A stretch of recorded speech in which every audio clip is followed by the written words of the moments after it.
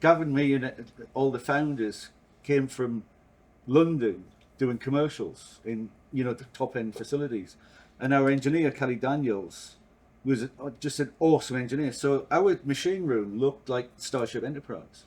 It wasn't slapped together kids playing with computers. It was the video. We had a full video matrix, digital matrix, and I mean, it did look like the engine room on the Enterprise. It was awesome. Actually, Tim Sarnoff from Sony Imageworks came up to see us when we moved to our the last building we were in, and he says you're the only facility that is comparable to what we've got in Sony. Wow. He loved that because the banker machine. Yeah, it was fantastic. Well, Kelly did it, and everything nothing broke apart from one disc when I was doing an episode. Yeah. We got can you believe this? We got the first 9 gigabyte disc for a Macintosh in Vancouver. The guys brought in like it was on a silver platter type thing. Yeah. And I put it in and got a show ready to do. And the minute it was ready, the first time I walked in, it crashed. And it was $14,000 for a 9 gigabyte drive. 9 gigabytes. Crazy. Luxury. Yeah. Where did we meet Kelly first? Kelly used to work for a company called BTS in Salt Lake City.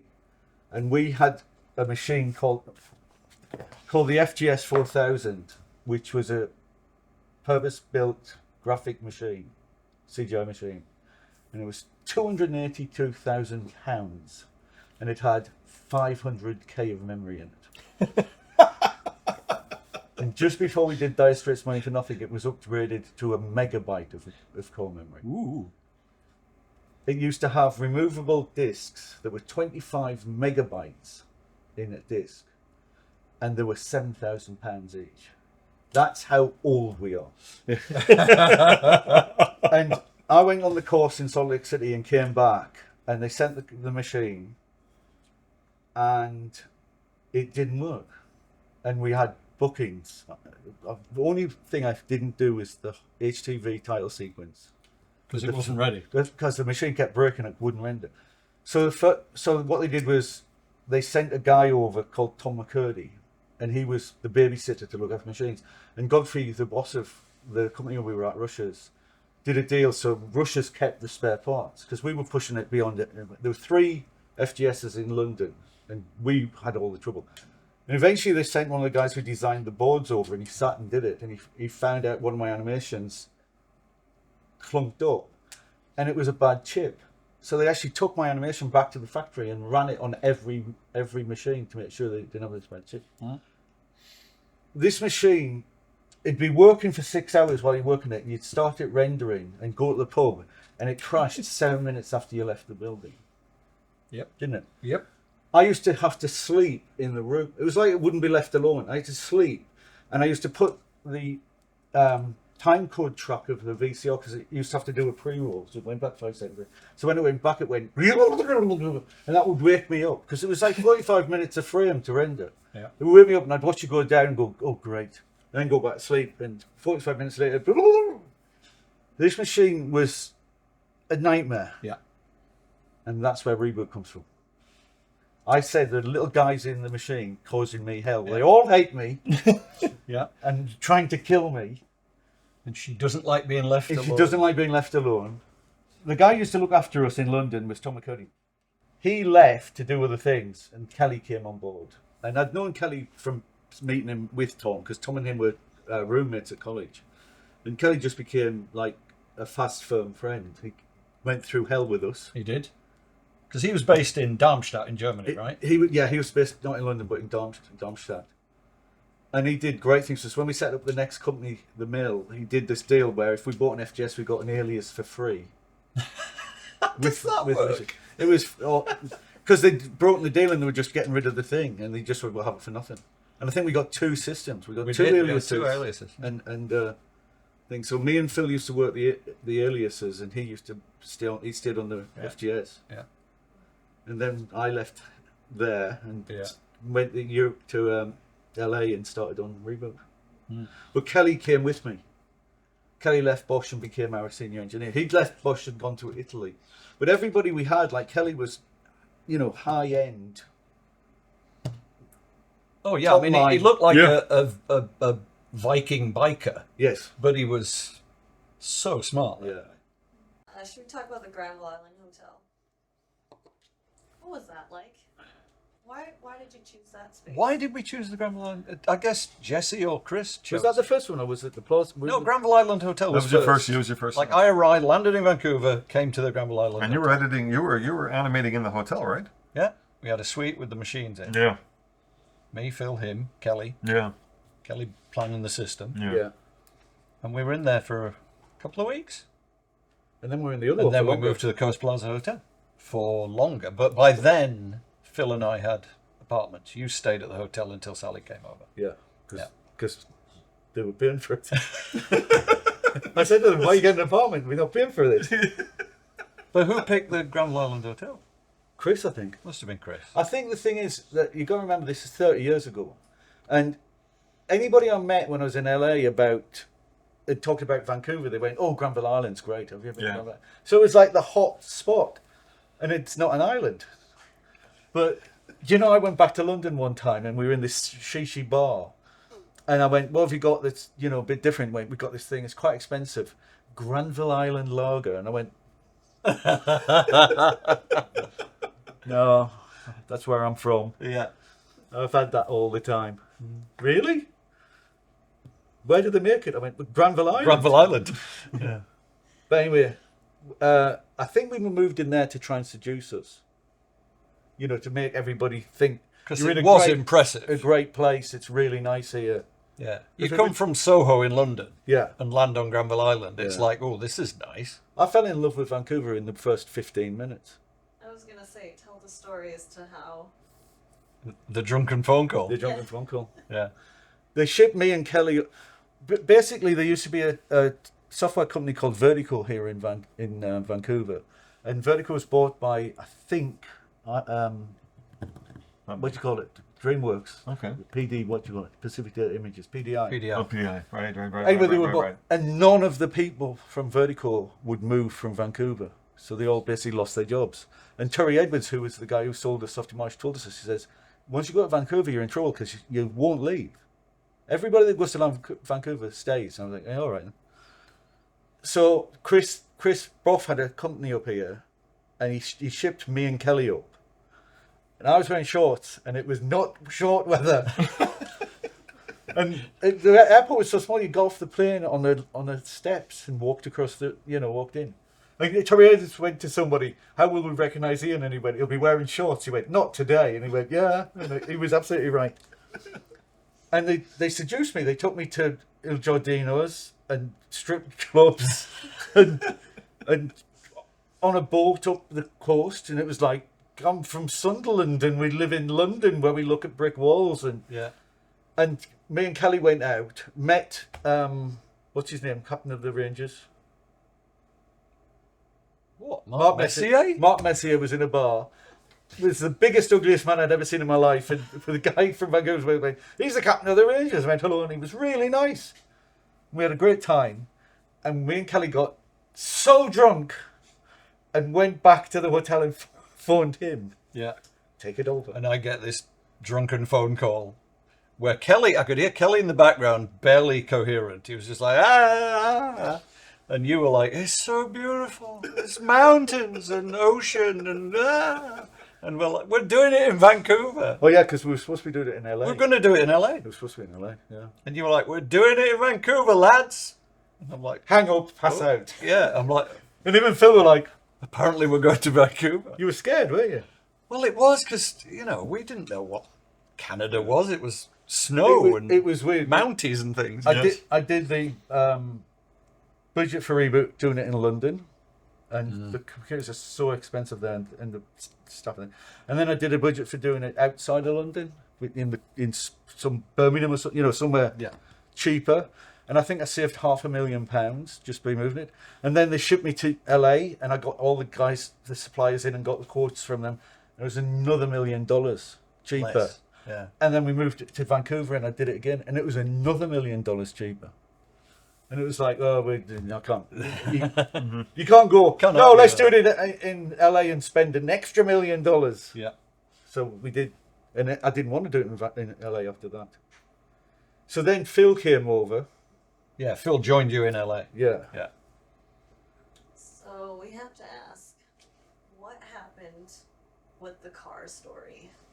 Which one? Your car, What one? the Jeep, What do you mean? at the border. You don't. I don't know this one. This is gonna be good.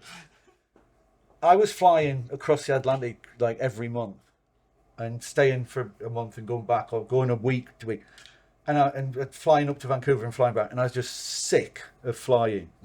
And the head of Limelight had just finished the lease payments on his Jeep, a Cherokee, not a Grand Cherokee, Cherokee, and they owed me the same amount of money as the buyout. So he said, if you want, and I was looking for a car, and he went, why don't you take the Jeep, and that we'll take the payment. I went, great. So I got this Jeep, and it was lovely. I loved it. Lovely Jeep. And believe it or not, I just learned to drive.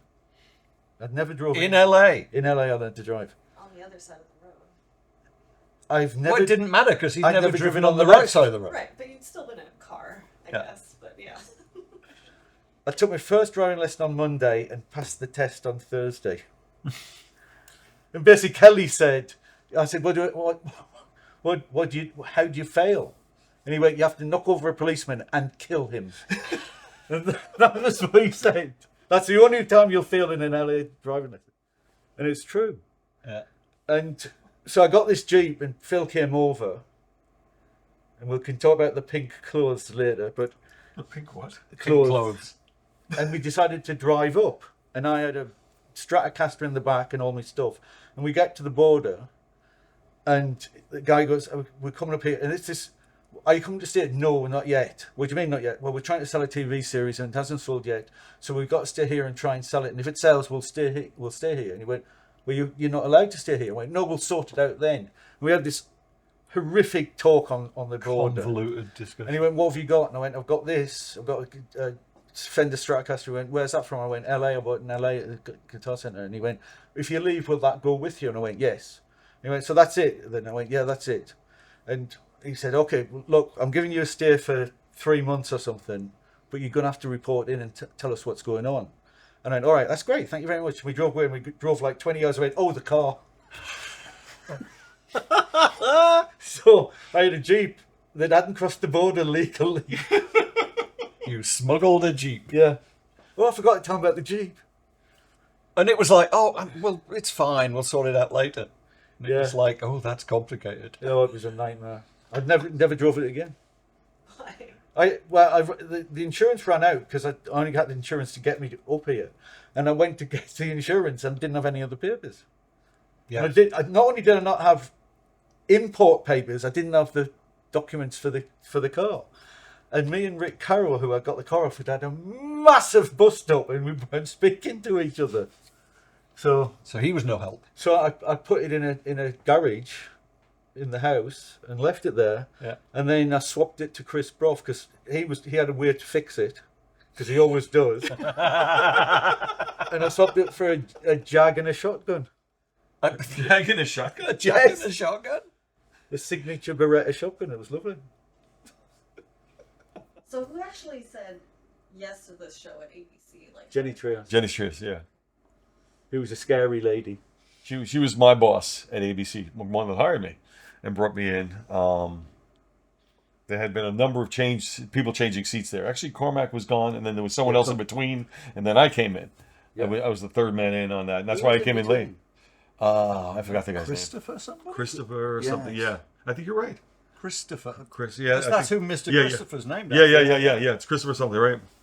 And he left, and then I took his position after that, and then I got the show. Like I said, I got the show late in the game, so I'm thinking I'm just coming in as latchkey, and meanwhile it was total reinvention at the end of the day, because once we had those first 4 episodes, then we had to take it off air after Medusa Bug, and we were going to do little teasers with bumpers with them. Yeah, we did. Because did we little tweaked thing, the yeah, ending and the tweaked- virus came back. Yeah. So, but in that break between October and I think we come back in February, that's when every single script is rewritten. Yeah. Everyone is rewritten to work because you had the epiphany moment following. It's the this is live action. This isn't cell animation. Yeah. And that's once that happened, all the scripts turned into live action written scripts, not animated scripts. And then it started to make sense. And we started bringing in live action The directors. directors, yeah. Yeah, that's when the live action Steve and them came in. But we had to deal with stupid things like there was a budget item for lip sync. Well, Chris Weldon had written a real-time lip sync program. So I'm going, what's this for? Take it out. And basically, you can't take it out because everybody expects to see it. Yeah. And it's like, and it wasn't that, well, we'll keep the money. It's like, no, we're going to pay somebody to do it. Studio Even B though to we do don't it. need it. And then I can just throw the lip sync pages away. And it's Yeah. like, that was the argument you Giant did. envelopes of paper, stacks of Yeah. paper, where it's like the whole episode beated out. This Yeah. is very good. Great. We don't need it. But you remember And that argument? storyboarding. Oh, yeah, the storyboarding was awful. It's like we don't need storyboards Yeah. Well, we did. for but most we did, stuff. We didn't need storyboards the way they were doing it. Yeah. No. Yeah, I was but gonna say storyboards came in at some point though, didn't they? Well, it I was don't the know. TIFF. The story, like if they didn't come to the if studio. the Banana Show. Yeah. Oh, was- that's not was what I the said. script. The one thing I don't need you to do, Yes. and that's what he did. The TIFF. Yeah. There's a scene in Yes. the TIFF where Bob's working on his car, and Enzo calls him on a vid window, and Bob's under the car, and the guy was in the storyboard room, and he's painstakingly storyboarding that scene with a camera move. Here's on the vid window that moves down to and by the time he'd finished storyboarding the scene, you had it in the Avid animated. It's done. And it's like, and that was the point where Chris Brough, you showed him the scene, and then you showed him the storyboard, and he's like, "What's the deal?" He's like, "I did that while he was doing that," and he's like, "We don't need this, do we?" And that's when you said you started to go to an animated style storyboard, and that's what I used to get frames from you. Every time you did a setup or shot, I would see the setups of the scenes. Zombie-mation. Yeah, exactly. The problem with the storyboard Now is it's going I back. used to Yeah, go, right? can you draw what's difficult, like a stunt or something? Come up with some gags and things like that. I don't need you to do two people talking in a diner because I've got that ready to go. It's just Yeah. so I'd leave them, go away, come back and say, "What have you done?" And he goes, "Well, I did them talking in a diner." Top of my head used to come off. And go, "I need you to do jokes. I need special effect type thing." The action. And storyboard one guy action. went, "Well, that's difficult." And I went, "I know, that's why I want you to do it before it gets to me." Difficult I to don't draw in need you to do any of perspective. this. Difficult to draw in perspective. Oh, that was a lance. Difficult to draw in perspective. It's like, But what the other thing that happened is because we were all digital and everything like that, and it's so long ago that I made a deal with Jenny Trius that we do a snapshot of every Yes. show. So we used to use the Avid lines, like the top line that blocked everything out was the finished stuff. And the next line was set up ready to animate or being animated stuff. And the line before that was the setup to give out to animation. So it ran through and you saw like animation going to a storyboard or a still. And what we did every Monday or whatever it was, we'd stop the show, did a tape And just of it, and give us a dump. and Yep. gave a dump of every show. So if we were doing 6 shows, they got 6 tapes. And they used to go, "Where's the storyboard?" And that was the storyboard. And I went, "That's the storyboard." And I went, "But I need a storyboard to approve." I went, "You're not getting one now." Yeah. And Maureen went, Yeah, sorry, because I had to send this. We had to send it to broadcast standards. We had to send it to all these different people for approval. But we knew that was the storyboard. It was basically the setup of the. It was an animatic. It was the animatic. It was the setup of all the shots. and I just said, "You're not getting storyboards anymore," and they had to agree. Because they didn't realize that it was easy to change something in one of those storyboards. When they see written storyboards, the drawn storyboards, they know they go to an animator, some country somewhere, and somebody's working on it and it comes back finished. So they have to make the changes to what they want on the storyboard. With us, when we get the storyboard, they think the show has already started being made, so they were afraid to give notes because thought it was already done, and we didn't care. and they missed an approval spot. Yeah. So we basically had that was the hard part about everything with this. It just wasn't a learning curve, but it was hard to learn, but even more difficult to educate other people about how it worked. Well, I remember the phone call with Mary Connolly, Yeah. Sons and Predators, and I went, "How long does it usually take you to go through a storyboard?" And she went, "Hour, 2, maybe 3 hours." And I went, "You can do this in 20 minutes. My storyboard is 20 minutes long, and you're seeing for real what's happening." And there was this long pause, and she went, "Well, that's easy, huh?" Yeah. Sail. Yeah. Lots of them they thought you were just trying to get over on them. Yeah. So we used to send, but the storyboards used to drive me mad. There'd be a drawing of Dot, and I'd get a comment back going, "Her boobs are too big," and I'd go, "We're not.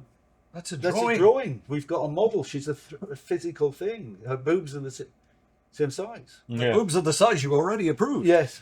And she went, "Well, can you just?" And I had to change the drawing. This was early. Very. I had that's changed the a drawing problem. to smaller boobs and send it back to her. And I went, "This is crazy. Waste of time. this is an absolute waste of time." That's the broadcast Sanders I remember. But I liked her. No, I liked it too. It's not about the person. It's the process. The process was the aggravation. That was just she was just delivering this message that she did. I see it. I'm doing it with you on Reboot. Then we're hearing about the fights on Bump of the Night. Then I'm doing fights on Looney Tunes of all crazy shows. So I'm fighting on every show, and I'm like, this is exhausting. Because the worst note I got from Mary was that we were promoting incest. Yeah. That was like, what? Yeah. Get your mind out the gutter. Yeah, Dot singing to Enzo was promoting it, and I just lost it on that one. And she said, a child psychiatrist, I went, "Get me a child psychiatrist." So she had to go and get a child psychiatrist. Oh no, we had a child psychiatrist Yeah, not on upstairs. staff, but on retainer Yeah. for the company. And she had more authority than I did over scripts at some points. Wow. The psychiatrist could kill a scene more than I could kill a scene. So basically, I just refused to do. I think we Yeah. changed one line. In the Song. Yeah. What I always found, the changes always found to make the scenes worse sometimes. Like more I effective. used to find it the opposite way. Yeah. Sometimes we changed something, and I was really appreciative. No, I mean the sense that it was so over the top Yeah. that it made it more interesting, but it seemed like Well, it the was one with that is Nullzilla.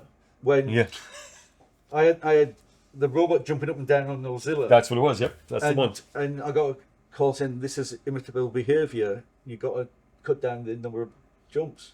And I went, "But if I cut down the number of jumps, it'll be worse. It won't be funny. It'll be real." And she went, "Well, I'd like to see that." And I went, "Okay." So Yeah. I cut it down to just 1 or 2 jumps, and everybody went, "Jesus Christ, Oh, that's that's violent." really violent." Because when it's like boing, boing, boing, boing, Yeah. boing, it's funny. Yeah. Yeah. And I sent it to her, and I got a phone call, "Put it back." Did we ever think that this show just wasn't going to work? Yes. Yeah, when we had that for, I thought it wasn't. That wasn't Oh, gonna with work. the first 4 episodes. Yeah, when I yeah, just yeah. thought it wasn't.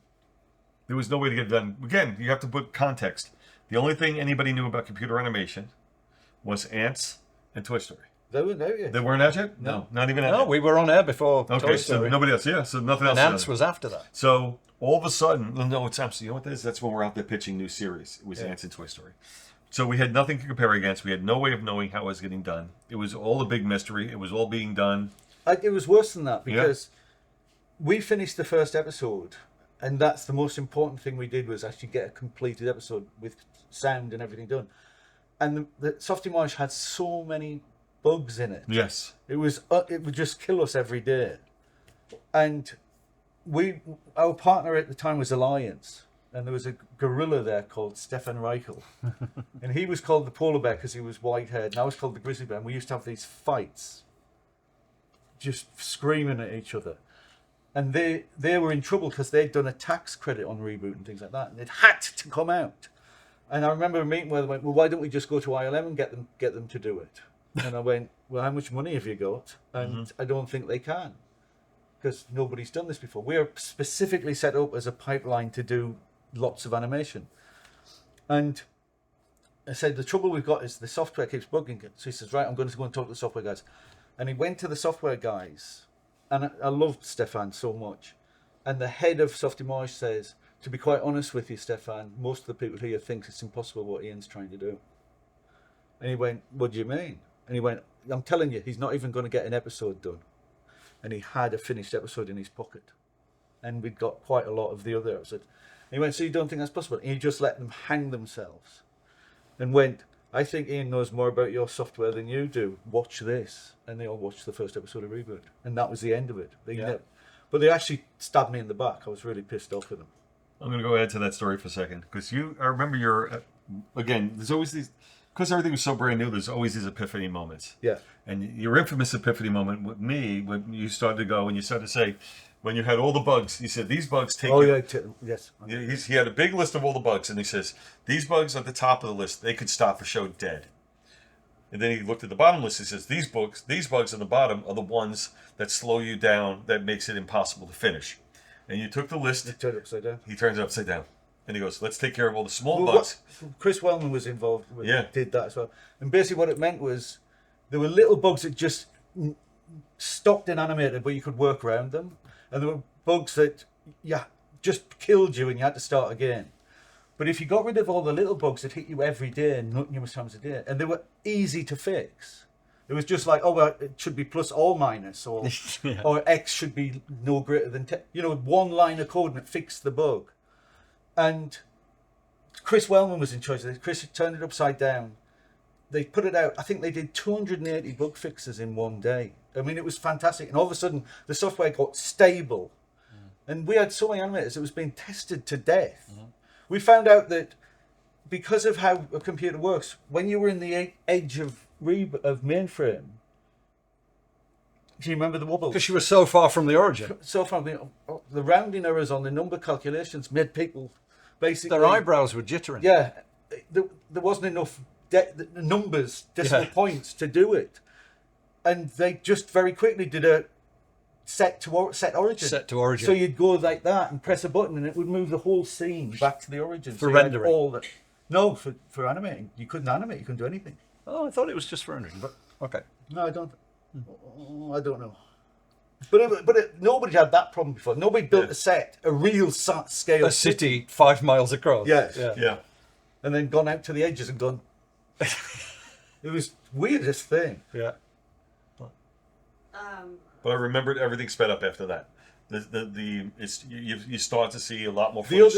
other Started coming in faster. The other good thing about bugs, because I used to keep track of every animator, how much they were doing. Because of the way we used the Avid, you could just compress the pink timeline, the green timeline, the blue timeline, and you could have each animator so you knew who was working correctly and who wasn't. And the other thing was the bug list. You looked at animators who was reporting bugs. And you knew that once somebody started rising up the list of the number of bugs he was burnt and he needed a rest or she needed a rest. So it was like, Andy's reporting 10 bugs a day. That's because he's walking into them and using them as an excuse to stop. But it was never sack them. It was like Help them. give them easier shots or give them a day off. Yeah. And then there was Zeke. We've got to talk about Zeke. Sign me up. Zeke's my hero. Yeah. But anyway, whatever. Talk about Zeke. We did talk to him. You talked to Zeke? When we first moved to Vancouver, we did this talk. Talk of the Toon Talk of the Tune. Chris's idea. at Robson Square. At Russell Square. And we're seeing what we're doing and what we're buying and things like that. And there was this weird guy with long, straight, lanky blonde hair, big, thick glasses. And he asked me what we were buying to do this on. And I went, we've got 6 Onyxes, this many Indigos, this many Indies, da-da-da-da. And he went, Sign me up. right. And we were like, oh, okay. He's weird, yeah, he's really... but he's keen. And he looked like Nosferatu. Well, he didn't then. No. He looked like a hippie. We had an office over the way. And he basically turned up and said, I'm not leaving until I get an interview. And Jesse, I don't remember that. yeah, and Jesse was our basically head gopher type thing, fixer. And he'd stay there 3 days, I think. And eventually Jesse phoned me up and went, this guy's scaring me. He's turning up when we want the office every morning. He just stays. He's not going to go. So we gave him an interview. I forgot that. And we gave him a job. Because I didn't care if he could animate. He was just so great. And ReBoot exists because of Zeke. And what he said, the 2 things he said, one was, I'm going to shave my head if it ever gets on air. And he had hair longer than you. Monday morning, the day after the Saturday, Monday after the Saturday, Zeke came in bald as a coot. Yeah. I mean, but we were having trouble with getting shows finished, and basically it was always, we're going to do a weekend call, so the animators have to work at the weekend. And what we realised was happening was the animators we were providing food through lunch for the animators. They'd have their lunch and then go out shopping. Yeah. And come back, and then they'd slow down. You could see everybody slow down because they knew they're going to have to come in at the weekend and earn money. but overtime. And it was like, this is just never going to work. And we came from London, so basically, if somebody showed you money, it was like, I'm doing this for the money. Yeah. Canadians aren't like that. Canadians really want other things. So I had to go and sit down and think, and I went, right, I've got an idea.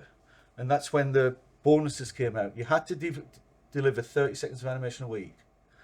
That was your contract. That's your contract. Anything over 750 frames, which was 30 seconds, you got $1 a frame for. So if you did a second, that was $25, because we worked in PAL.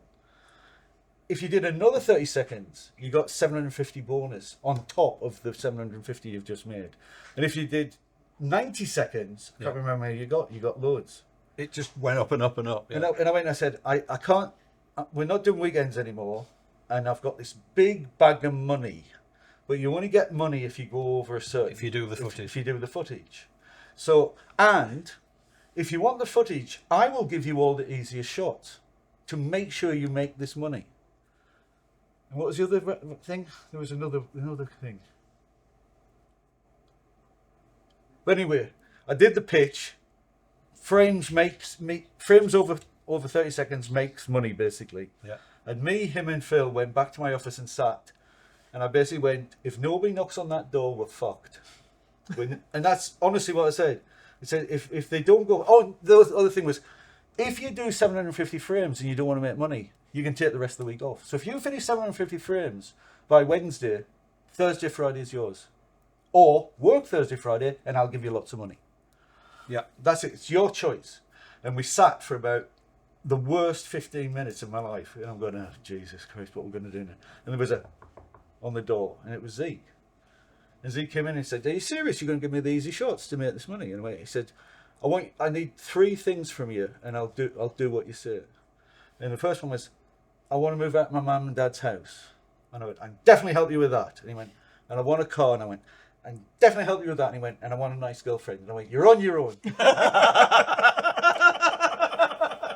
And I said, but I can make you rich enough that you might be able to get a nice girlfriend.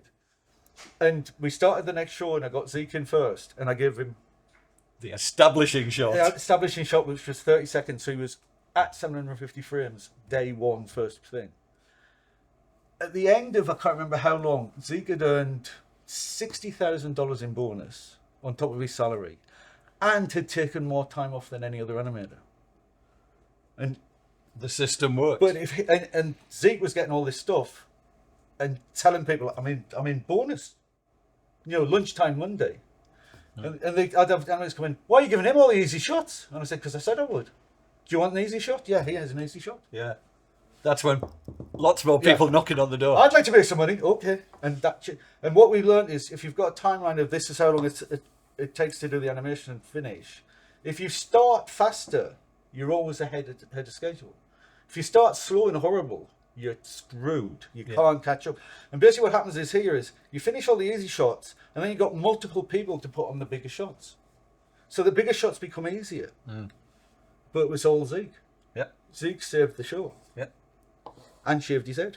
Got his eyes done. He got a his car. eyes done. He got a girlfriend. There we go. You got the girlfriend. Job done. Job done. But we love Zeke. How do I say this? The stupid thing about ReBoot is the reason I wanted to do it was to animate. Because at the time, what CGI was basically, you didn't have enough time to model the things you were animating, and you didn't have enough time to render the things you'd animated. So the 2 big blocks of time during the job was modeling, because the modeling things were crap. Yeah. So you took ages modeling, and then you had basically this amount of time to animate. A couple of hours of animation. And then you had to get it to render, because this £282,000 machine, that was the renderer. So once you render, you couldn't work it. Yeah. So I got absolutely sick of it, where I've got lovely models and I haven't got time to animate them properly, and I've got to kick off a render.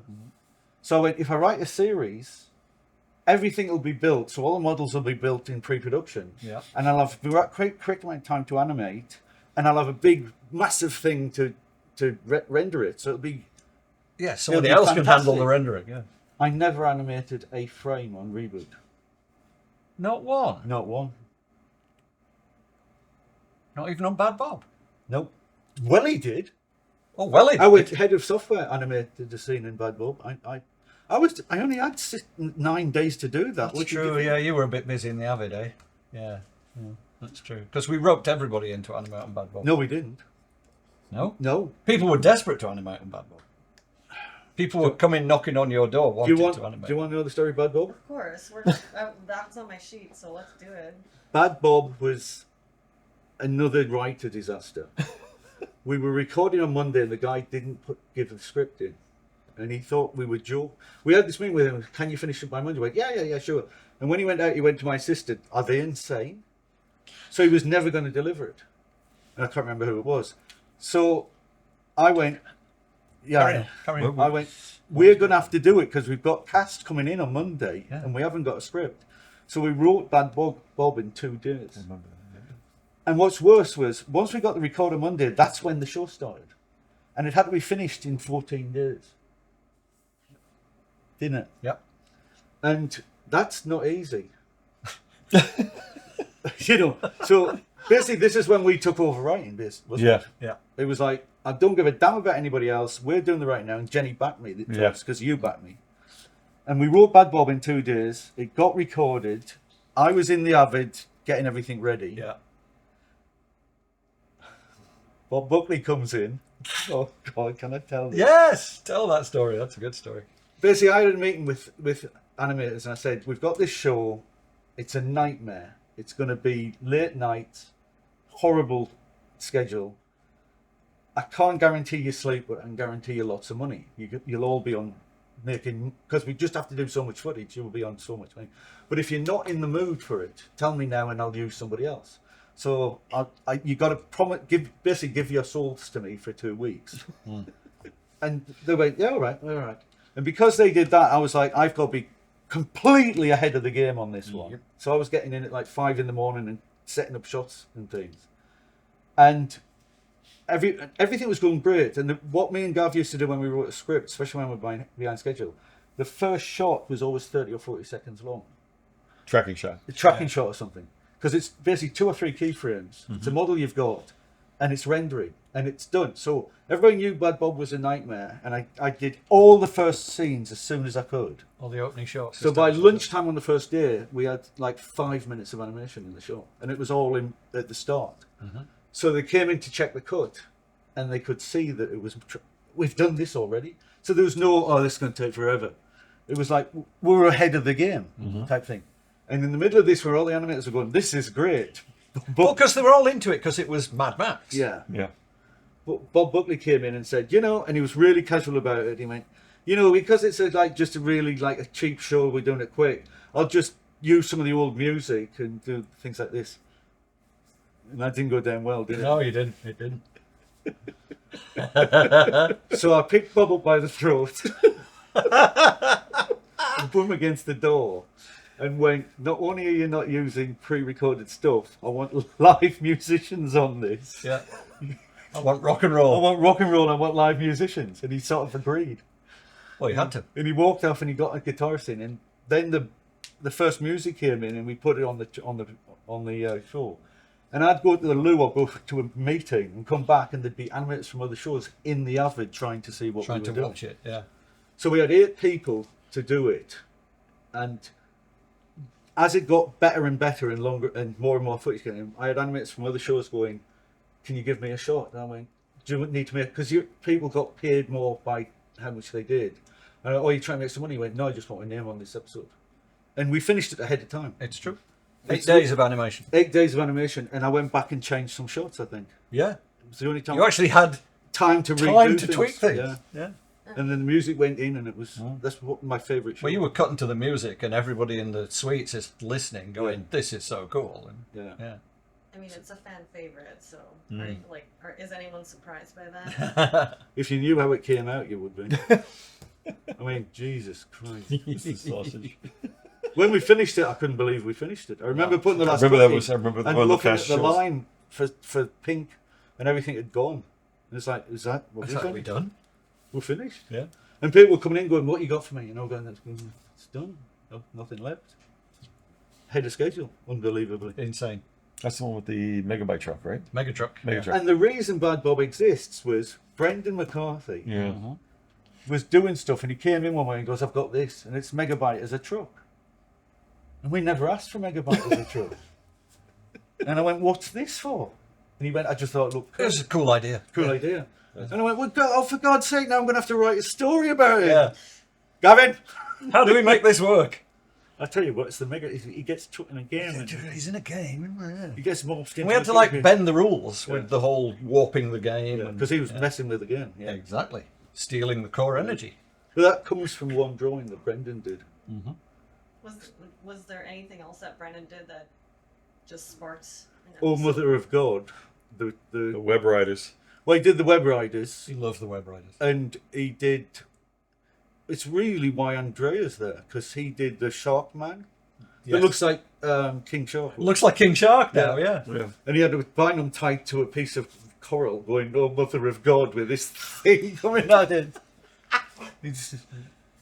And that's where we decided to do an undersea adventure and introduce Andrea. Yeah. Melzilla was near the end of season 2, and like ABC was kind of already. ABC was a disaster at that time. Okay, children's in particular.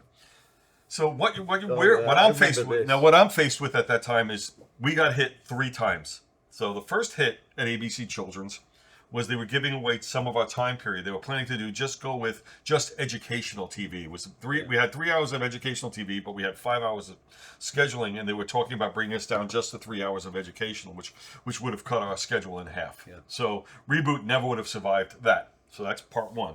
Then part 2 is which people forget, ABC made a deal with DreamWorks, where DreamWorks was going to provide programming to ABC, and Spielberg, in front of the entire ABC staff, told him how much he was interested in working on ABC Saturday Morning.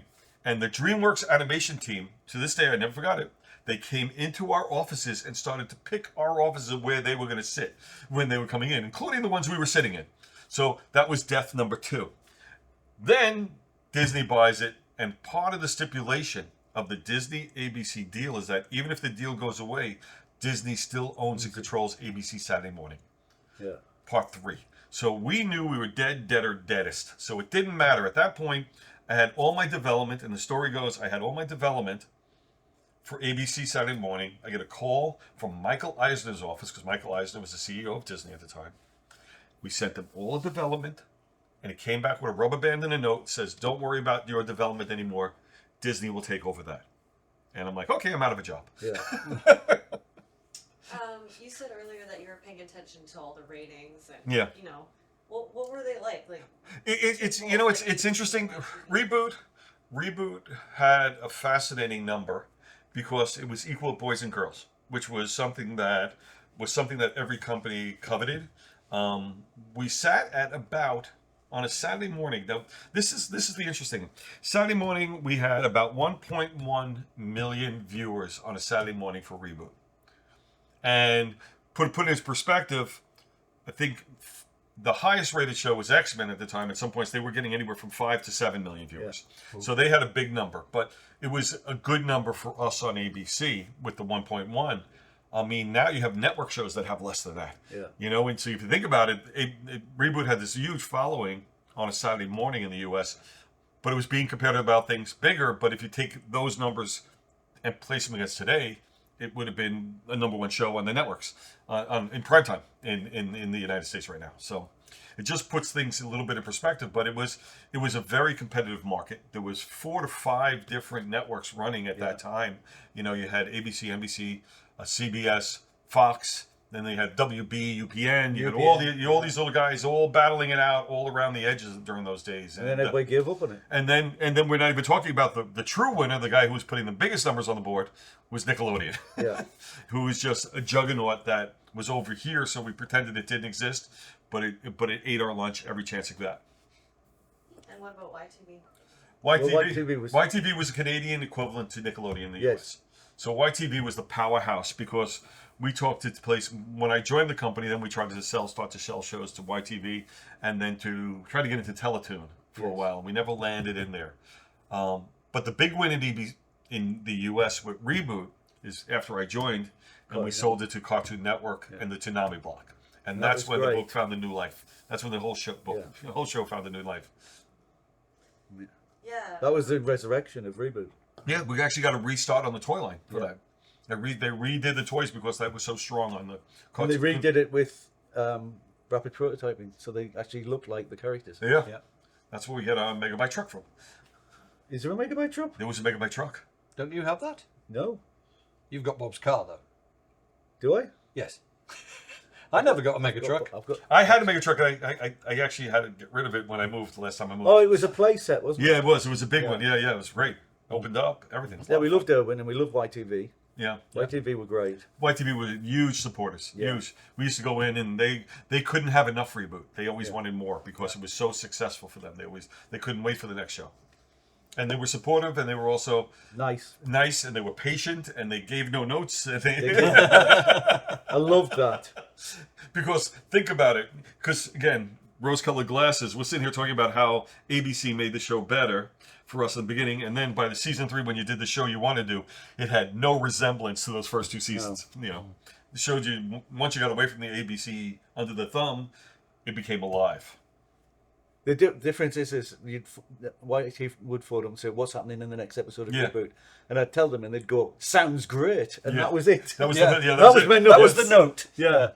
There was Yeah. no like BS&P type anything for YTV. No. It changed in season did 4 change. because YTV was bought by oh god, who were the bought?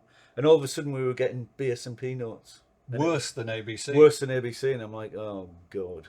And which is a hard shift because once you get into the rhythm from season 3 and have the success of season 3, it's hard to back away from that and try to bring it back to what it was in those first Yeah. couple of seasons. And I think that's when a lot of energy left the room with that 4th season.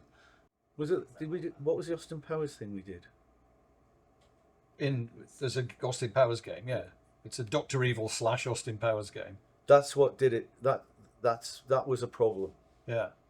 because they, and the Evil Dead one was a problem for them because they were both things that children shouldn't be seeing, and that was the first time YTV had ever mentioned anything like that. Evil Dead was season 3 though. Evil Dead was season 3. Yeah, I know, but Yeah. that's what they pointed to.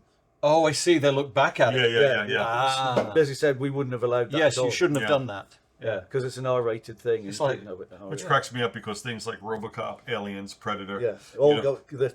they all had toy lines and Yeah. cartoon series. You know? Yeah. For people who shouldn't see it. Exactly. But can sell toys. That makes it okay. But yeah, YTV in season 4 just had a bug up their ass about Andrea's bra. They Yeah, would not let that go. the bra. Which is interesting because I didn't hear all the YTV notes. I was so focused on the US side, so I didn't hear those notes coming in from the other side. Let's talk about talent night. Broadcast Standards. Mary's in there. Yep. Broadcast Standards is in that one too. Tell us how it came about.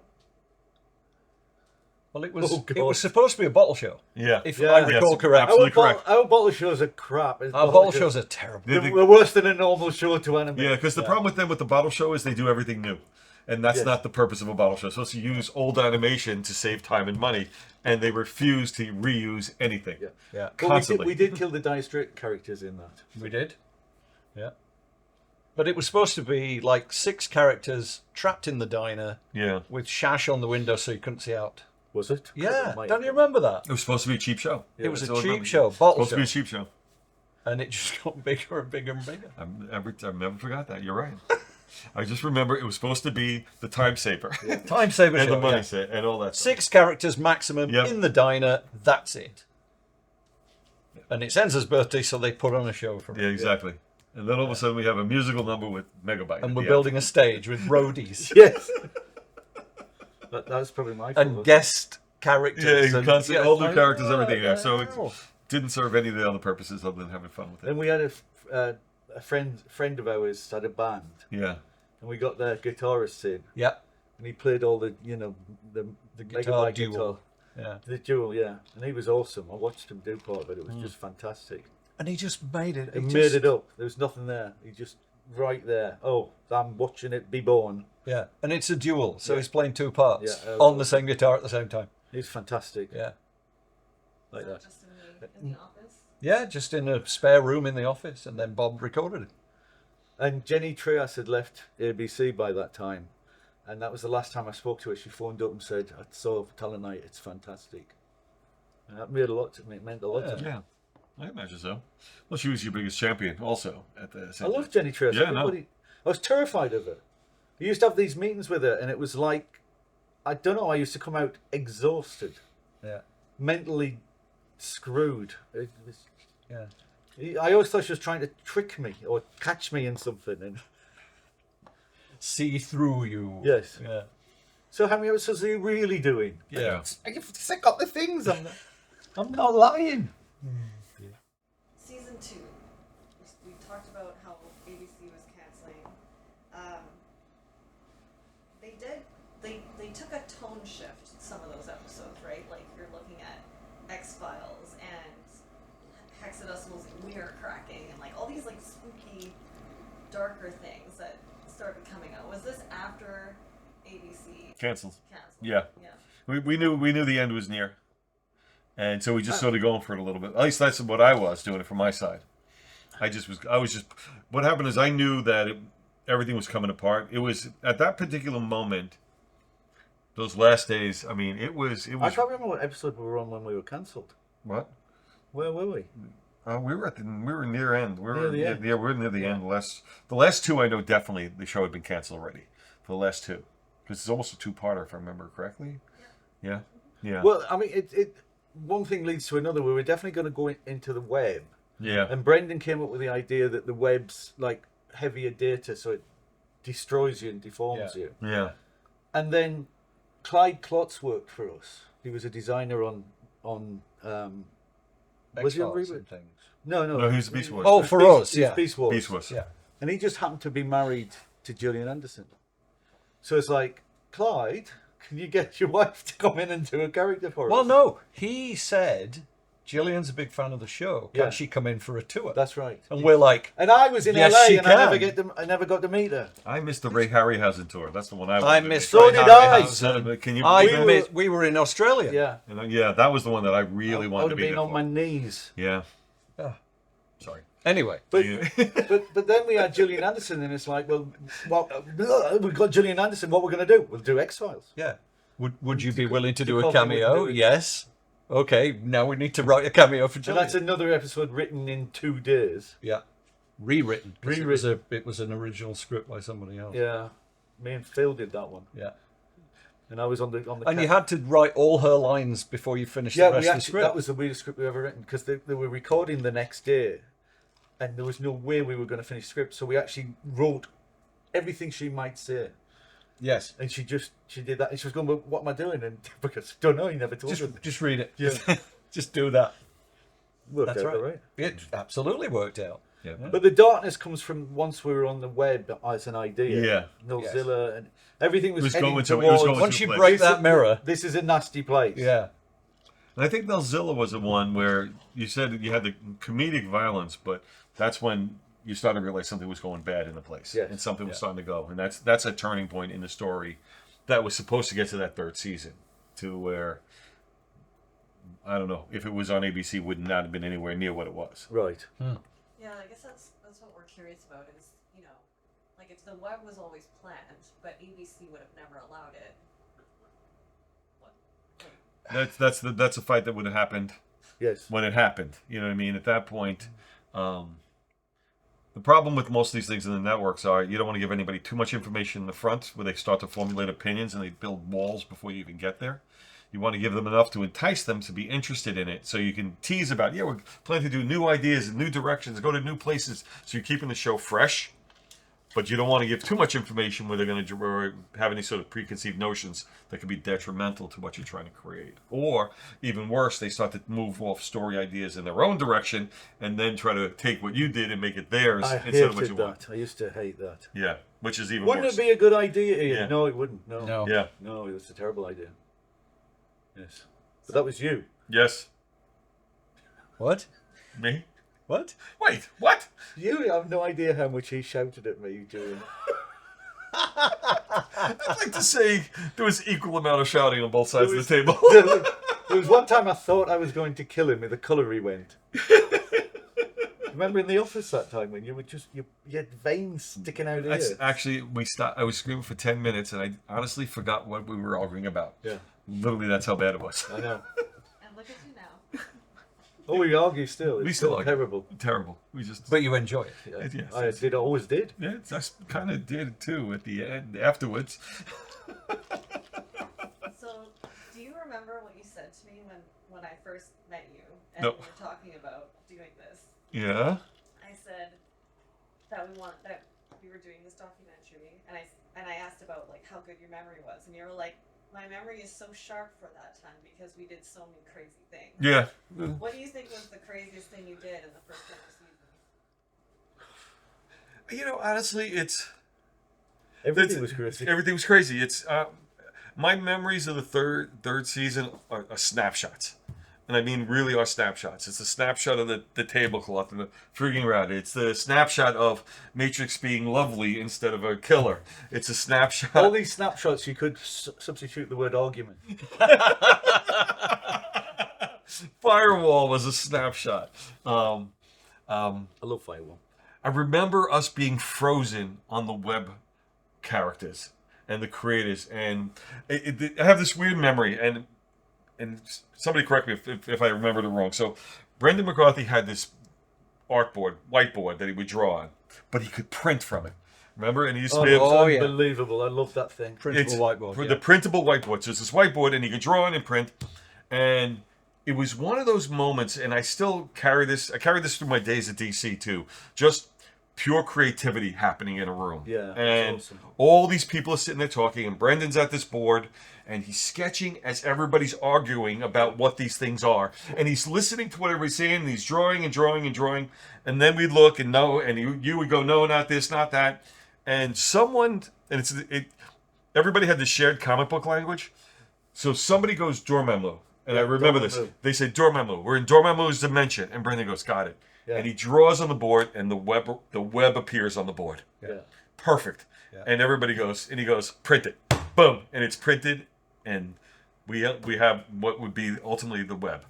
Was right there. But it was one of those things where people are talking, Yeah, and it was a good and he's just drawing. It was almost like he's absorbing everything, and it was winding up as a picture. Chris Wellman said we used to communicate without words. And he was drawing something, and I went, do you know what? And he went, rubbed it out, that, and I went, yeah, that's it. And when he went, how did he get that? Yeah. You didn't say You did- anything. I just went, you know, the thing. But it was all these weird and it was all this weird shorthands, all this was happening. But that was a moment, you know what I mean? And you just felt this was this creative beast just coming to life on its own, that everybody's just feeding this this thing. Mainframe is Brendan down the line. I mean, the great thing about Brendan is he used to just throw you curveballs that you just... I didn't ask for this, but it's fantastic. Who had the piece of art with the eye and the knee? They had it hanging up on the wall. Someone, what? You remember? Do you remember he did the Christmas gifts? Oh, the Christmas gifts. And it was- You had Rolf Harris, The paedophile. the paedophile. Yeah. I had the angel from who knows where. Yes. It must have been Phil then. Well, somebody had an eye. It was just a knee with an Screaming. eyeball in it. Yelling. Yeah, exactly, yelling. Yeah.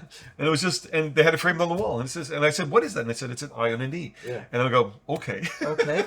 We went to the CN Tower with Brendan, and we went up and got terrified by the height. And we're coming down, and the woman's going, you know, there's 30 million tons of concrete in it, blah, blah, blah. The pane glass is this thick, and the tower weighs, and the waiter, has anybody got any questions? And Brendan went, what does it taste of? And the family with us backed away from it.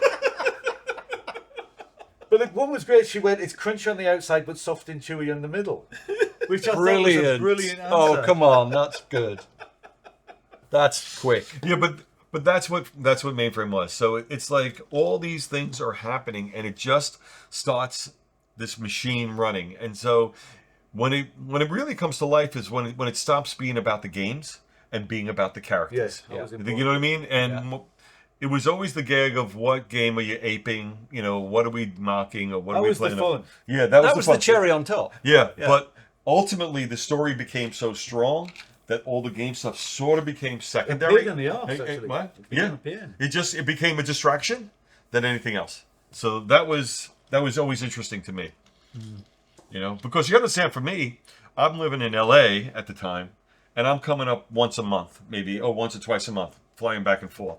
So I don't know what I'm walking into because everything is different every time I get there. And technology's moving fast, and I've never forgot. Somebody came up to, I remember walking in the door sometime, I forgot who it was. They come to me, he says, "Look, I'm on the web." And I'm like, "Okay, big, you're showing me on the web." They go, "No." And he goes, then he does this with his laptop. He goes, "I'm not on a wire." And I'm like, "How the hell are you doing that?" I remember Kelly doing that to me. Yeah.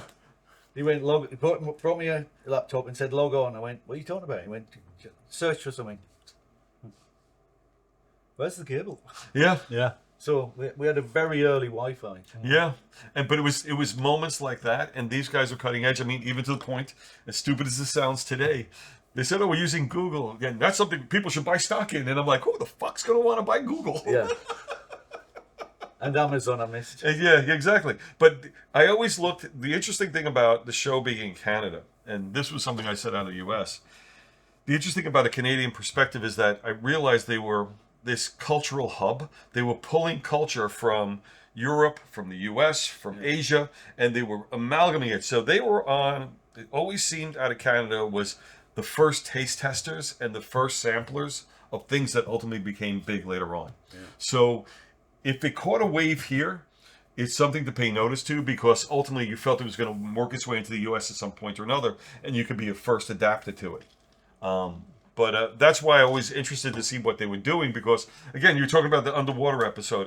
And you remember an underwater episode with Andrea. I remember somebody going into you going, we finally got a water program worth using. Yes. Let's build a show around the water program. Yeah. You know, and every time an innovation came in, they found a way to you work it creatively into the shows. That came from commercials. Because we were always getting updates to the computers we used. And we were friends with lots of agency guys, and they'd always be finishing a commercial, and they'd pop in and go, "What's new?" And I'd give them a demo, and they'd go, "I'll write something about that," and they'd go in to the new piece of software we had. So we were making money hand over fist. It was ludicrous, and that sort of carried on to Reboot. Didn't it? It's like, "Oh, we got a new piece of software. What we're going to do with it?" The puddle monsters in Wizards Warriors were the very early Metaballs, yes. thing. And then we had Tigger Woods. Oh, yes, I yeah. still think we should have sold that. The fuzzy furry. Yeah. You know, that was the first Seeing you. Yeah. And that's our fight.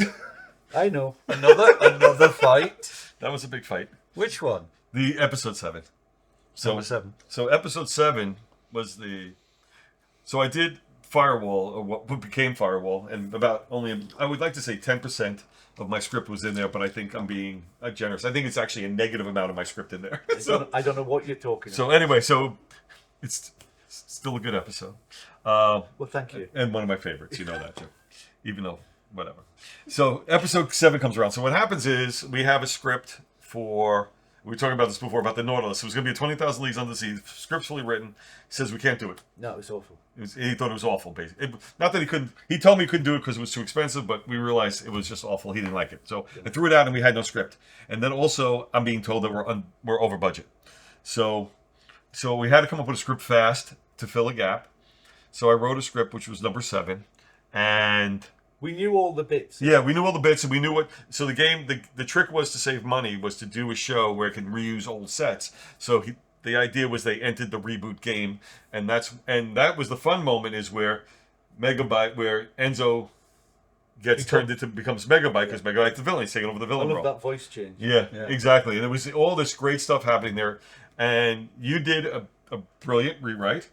Well, thank you. No. He was in it as well.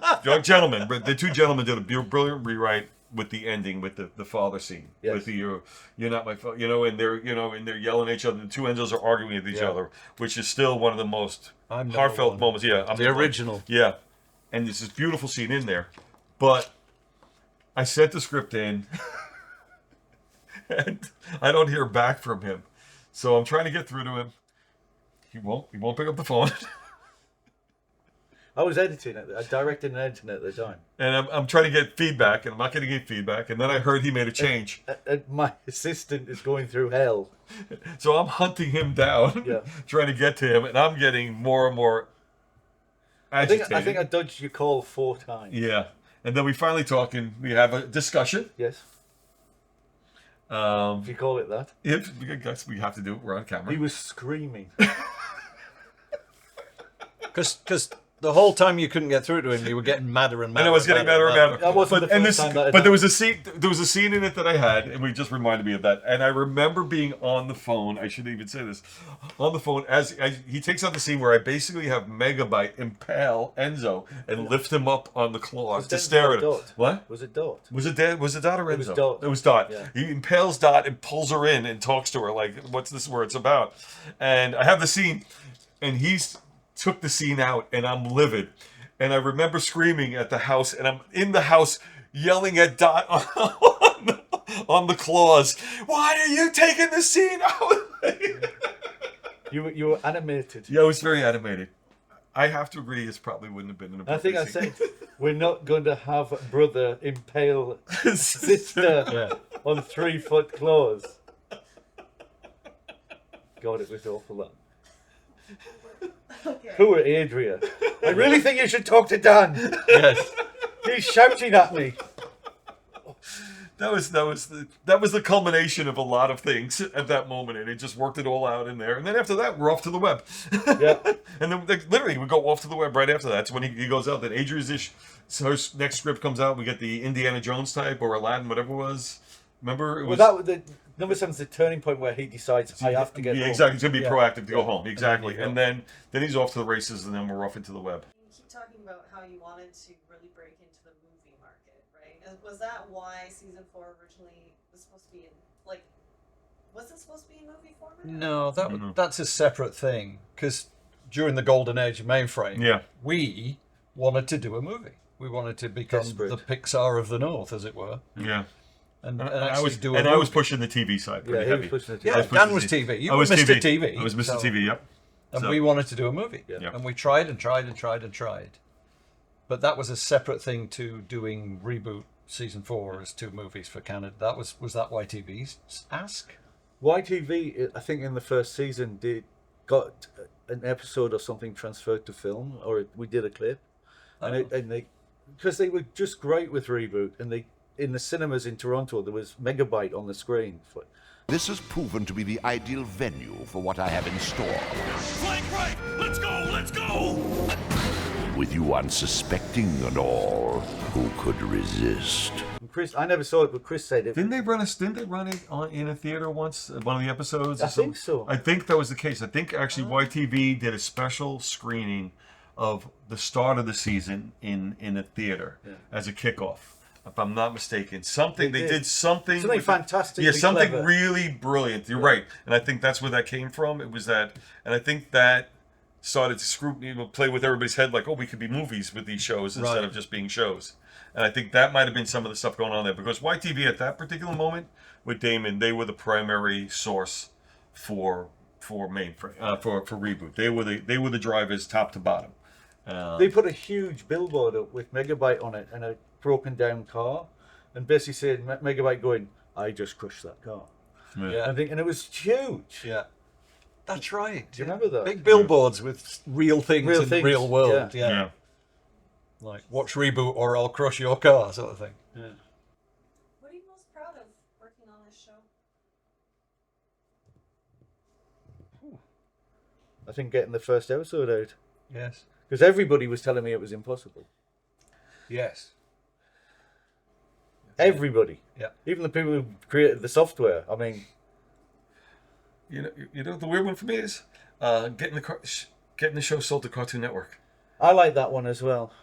Getting the show sold Bringing to it back. Was, Yeah, the idea, because we knew we had something. I didn't feel like it got the fair shake at ABC, and we always knew it was something better than it was. And we had this success in Canada, and I couldn't understand why it wasn't successful. And we brought it to Cartoon Network, and it hit. and it was And this the weird. Cartoon Network people were great as well. They were wonderful. They were supportive. It was part of the Toonami block. It had some. It had the support of like shows, so it was protected with other series. And I think that's some of the stuff that helped with the Irwin Toys, because they had the Dragon Ball Z license. Yes, that's right. And there was a lot of stuff. There was a lot of good synergy there, and I felt it was finally got the recognition it deserved. And not only that, but it also brought a cred to the studio like nobody's business. That I think was important. And so many more people saw that show because of Cartoon Network than they did at ABC. I think that's why, after that, it was sort of just this, this feel of validation that came along with that too. So that's probably for me. What about you? First ever CG series, Yeah.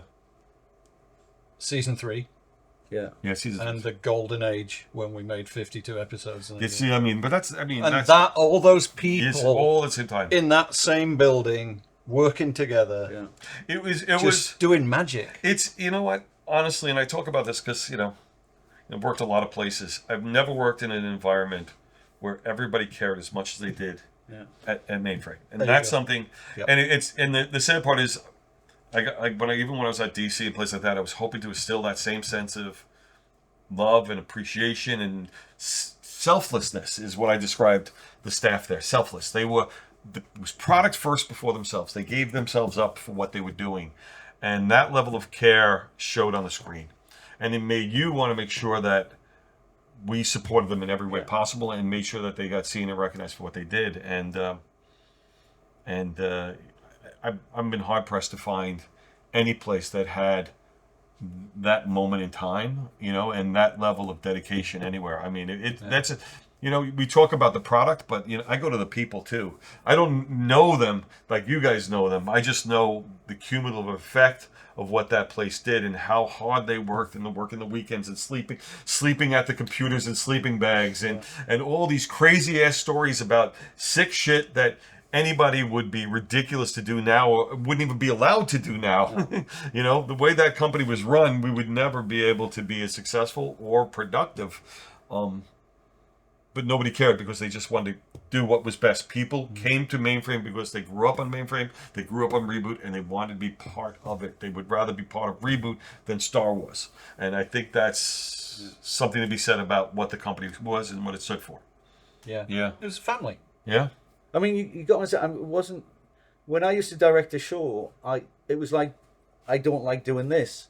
I used to puke every time the morning of the first day of of directing a show, and I was always terrified I was going to mess up. I was absolutely petrified. Wow. I used to hate it, and I used to go in early, and I used to cut the show and cut it again and cut it again and try this and try a different angle and try it again and do this, and because the director in Mainframe determined how the animators did. I could take any animator, pick an animator for me, I'll make him the most productive animator because of how I present the work to him. Make it easy for him. So I always thought it was the director's job to make it as easy as possible. I'm sure nobody will agree with me, but make it as easy as possible to do the thing. But I was terrified every time I did a show. When I had to take over Firewall, I was like, oh my God, I've got to do this. But on the shop floor, Yeah. nobody ever thought for a second that you could fail.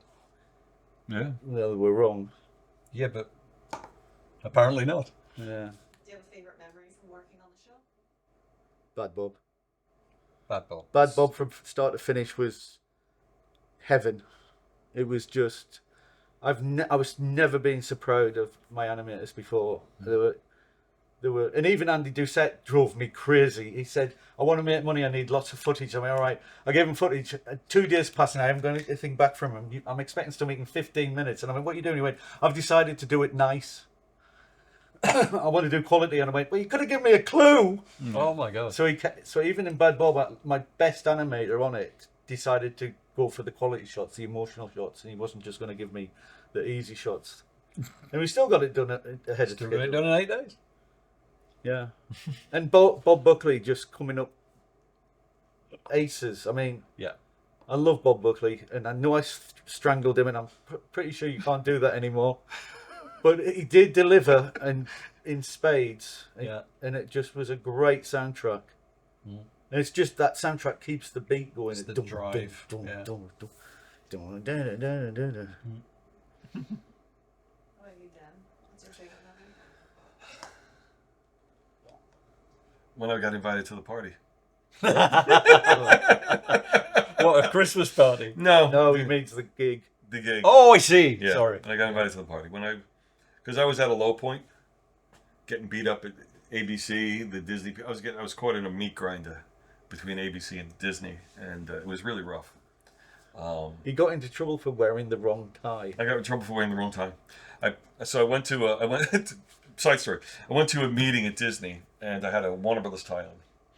And the guy goes to me, he goes, in a meeting with the licensing department, all that, and the guy goes, why are you wearing the Warner Brothers tie here? Why did you wear a Disney tie? And I said, because Warner Brothers gave me this tie. And the guy goes, you could buy a Disney tie in any store. And I said, well, like I said, he gave me this. And he goes, well, fine, I'll mail you one. Never got that tie. No. But it was a really rough situation.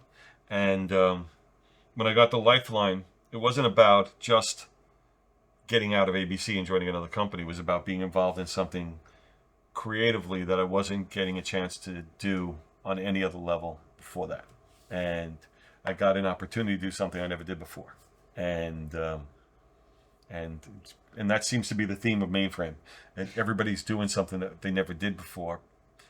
And we were a double act. Yeah. On the road and that. We had more info on other companies than I think anybody else in the business. I used to know all what film people were doing, and they used to know all what TV were doing, and we used to share notes. And we had all these meetings with toy companies and feature and Universal and Sony and we just were our intel was solid. Yes, it was. And the problem for us was that nobody knew what computer animation was, and the fun was there was a level of arrogance that we displayed. There was once at Hard to Cannes. believe. Yeah. What a surprise. There was once at Cannes we had Gatecrasher and we had the graphics up, and he loved this. I actually said, do you remember? No. Sorry. We had the comic cover up, and I went, and when we do the series, it's going to look exactly like that comic cover. And he went, that is the animation. Yes. And I got it wrong. Yeah. I thought it was a comic cover. And he laughed at me. But it was that we had to have confidence and arrogance in presenting something that nobody else believed could be done. And to be on that cutting edge, to be setting the trend, to be creating all this new territory, that there is no better high than you're getting when you're doing that. And people used to, at the end, nobody believed us, and at the end, everybody came to us because we became the only people they could believe to be getting it done. We sold a lot of toys. We sold a lot of toys. Yeah. Barbie and... Yeah. The Barbie thing was... Massive. To take on Barbie, we were doing Barbie and Action Man at the same time. We had to basically put them on different floors because one was Mattel and one was Hasbro, and we had to put special locks on the door so the Hasbro people couldn't see the Mattel stuff and the Mattel people couldn't see the Hasbro stuff. And we couldn't share teams. They had to be teams basically built out for each one. But to be able to have Hasbro Mattel in the same building is unbelievable. It's unbelievable because they didn't want to take it anywhere else. They wanted to take it to us. So, like I said, sold a lot of toys. Yeah, and Bandai was there as well. Yeah. Oh, don't forget the Beast Wars. Beast Wars, that's Trendmasters. That's a whole lot of toys. We had Trendmasters, we had Irwin, we had Mattel, we had Hasbro. We were talking with Playmates for a while. We had everybody. We were the go-to. We made toys come to life. Ooh, that's a nice slogan. Yeah. Regardless as to what Yeah. happened with season 4, there was a lot of lore that was introduced. Oh, in yeah. season 4. So I'd be curious to hear just what parts of the lore were you most excited to introduce? Because there are things to do with like Dot and Ensel's father. Yeah. That had been in the works for a long time. We knew where Wellman was. Yeah. And we knew what had happened in Lost Angles. And I mean, we came up with that between season 1 and season 2, didn't we? We wrote. no. The original thing was this: all the difficult things to animate was on Lost Angles when it blew up, so they don't exist anymore. So All the sprites. Yeah. all the sprites were killed then. That's Yeah. why Mainframe's a weird place with Just a couple of sprites. just a few sprites. Yeah. So we knew that, and we knew that nulls were people, were sprites, and then we came up with Nibbles is Wellman, Yeah. which just makes it cruel. Or does it? I'm not sure. And I'm trying to think what else. Because we actually see the second city, don't we, in that? Yeah. At the start of season 4. Yeah. Yeah. We see the explosion. Yeah. Yeah. But that wasn't made up for season 4. That was the Yeah, we had that concept in our back pocket from way back. Yeah. Yeah. You were finally able to introduce it. Mm. Finally. Yeah. You see, if season 5 had happened, there was lots of things going to happen because we were going to bring. He's never heard this before. I've never heard. I've any never heard of any of this this either. before. Never I'm heard hearing anything. this for the first Yep. time, Same here. and I'm enthralled. I've never heard anybody mention season 5 until now. We had most of it planned out, but it was the hunt. It was going to start with Tony hunting them. Yeah. Yeah, the original season 5 followed straight on. Yeah, yeah, But then 20 years went by. yeah. When you decided to leave season 4 on a cliffhanger, did you ever think that it would get picked back up again, or were you like, no, it's over? I thought it was done. I mean, it just seemed like we were saying before. We'd been kicked and kicked and kicked. Yeah, Battered I was down. on the outside at that point, and I'm seeing the interest fading on the outside. So I knew, that, I hate to say it from the studio sense, I knew ReBoot's winding down, so I got to make sure we had enough work inside the place that once the animators came free, they had other jobs to jump on. Yeah. So there was a lot of that going on too. What about you? I always thought I could bring it back. You always did. You always Yeah. did. Yeah. So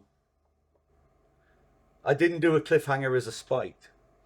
I did a cliffhanger because I thought I could bring it Well, back. it was out of necessity as well. I don't know. We could have written something to That end it. last episode was going to be way too long. Which was the cliffhanger? The hunt. Megabyte. Oh, Prepare yourself, yeah, that's Megabyte right. in charge. Prepare yourself. That's for right. the hunt. Exactly. Yeah. Oh, that's right. Okay. Yeah. Which would have been the end of Act 2. Yeah. Which Yeah. was the end of Act 2. It was. Yeah. That's And what I'm it was saying. at That's why. 28 pages. That's the reason why I'm sitting here going to myself. I forgot where it ended. Yeah. Because we kept on moving it. Goalposts kept moving.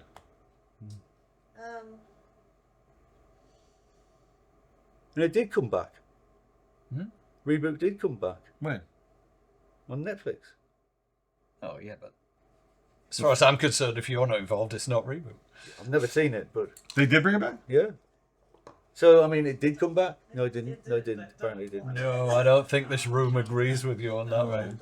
Let's not talk about it. I never saw it. I never saw any of this stuff. I never saw it.